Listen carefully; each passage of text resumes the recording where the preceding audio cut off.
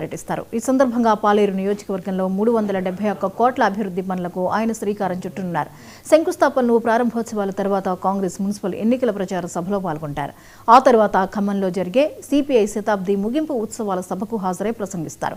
అక్కడి నుంచి మేడారంకు పయనమవుతారు. ఆయా కార్యక్రమాల్లో డిప్యూటీ సీఎం భట్టి విక్రమార్క, మంత్రులు తుమ్మల నాగేశ్వరరావు, పొంగులేటి శ్రీనివాసరెడ్డి, ఉత్తమ్ కుమార్ రెడ్డి, దామోదర, ఇన్ఛార్జ్ మంత్రి వాకిటి శ్రీహరి పాల్గొంటారు.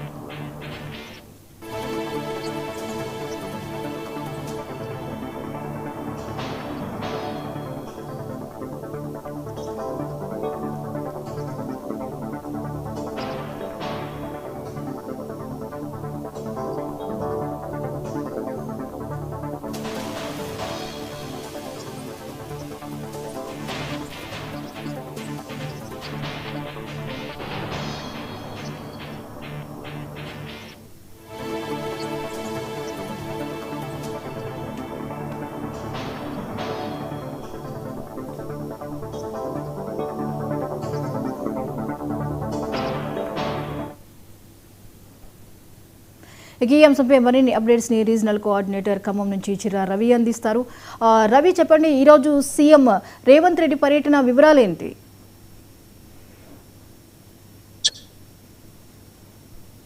జ్యోతి, ఇప్పటికే ఏదైతే ముఖ్యమంత్రి రేవంత్ రెడ్డి పర్యటన ఏదైతే ఉన్నదో ఇది మొత్తంగా ఖమ్మం జిల్లాలో పర్యటన కొనసాగుతుంది. ఈ రోజు 11:45కు హైదరాబాద్ నుండి ఖమ్మం చేరుకున్నారు.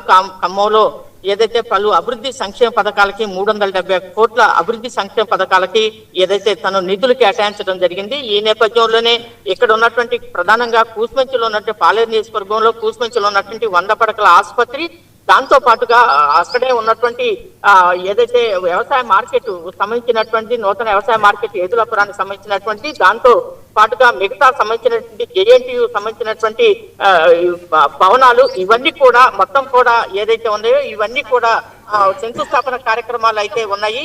ఇవన్నీ నేపథ్యంలోనే ఇక్కడ ఉన్నటువంటి ప్రధానంగా ఏదైతే అధికారులతోటి ప్రధానంగా సమీక్ష సమావేశంతో పాటు ప్రధానంగా పాలేరు నియోజకవర్గంలో ఉన్నటువంటి పలు అభివృద్ధి సంక్షేమ దాంతో పాటుగా ప్రధానంగా పాలేరు నియోజకవర్గంలో ఉన్నటువంటి ఏదులాపురం నూతన మున్సిపాలిటీ ఏదైతే ఉందో దానికి సంబంధించినటువంటి ఎన్నికల భారీ బహిరంగ సభను కూడా కాంగ్రెస్ పార్టీ ఆధ్వర్యంలో పెద్ద ఎత్తున ప్రధానంగా ఏదైతే రెవెన్యూ శాఖ మంత్రి ఎవరైతే పొంగులేటి శ్రీనివాసరెడ్డి ఉన్నారో పొంగులేటి శ్రీనివాసరెడ్డి ఆధ్వర్యంలో భారీ బహిరంగ సభ కూడా ఉన్నది.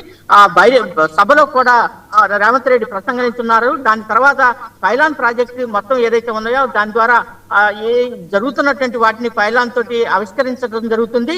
ఈ భారీ బహిరంగ సభ అట్లాగే పైలాన్ ఆవిష్కరణ తర్వాతకి ఖమ్మంలో ఉన్నటువంటి పొంగులేటి శ్రీనివాసరెడ్డి ఇంటి వరకు తను మధ్యాహ్నం పూట వెళ్ళి ఆ తర్వాత 3:30కు ఏదైతే సిపిఐ ఆధ్వర్యంలో జరిగేటువంటి 100 సంవత్సరాల శత జయంతి సభకు ఏదైతే సీఎం రేవంత్ రెడ్డి హాజరు కానున్నారు. ఈ యొక్క పర్యటన మొత్తం కూడా సంబంధించినటువంటి భారీ బందోబస్తు సంబంధించినటువంటి పర్యటన ఏర్పాట్లలో పోలీసులు ఎలాంటి ఇబ్బందులు తలెత్తకోకుండా భారీ ఎత్తున ఏదైతే భారీ బందోబస్తు ఏర్పాటు చేశారు.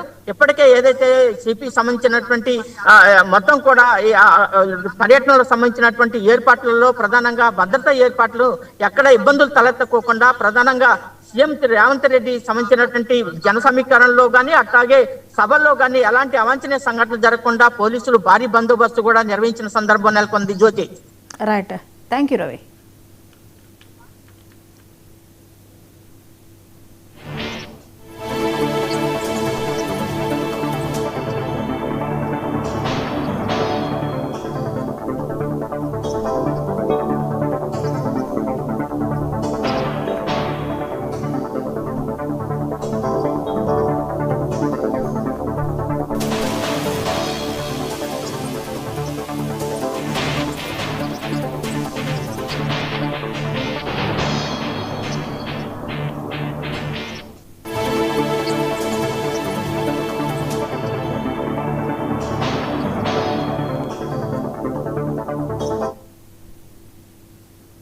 ఆసియాలోని అతిపెద్ద గిరిజన